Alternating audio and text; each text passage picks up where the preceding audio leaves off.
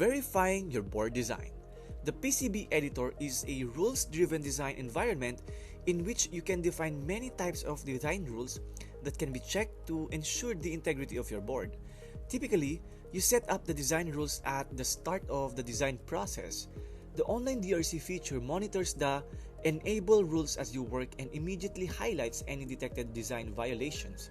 Alternatively, you can also run a batch DRC to test that the design complies with the rules and generate a report that details the enable rules and any detected violations.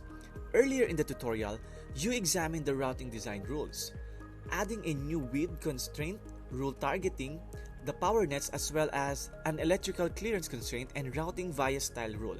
As well as these are the numbers of other design rules that are automatically defined when a new board is created.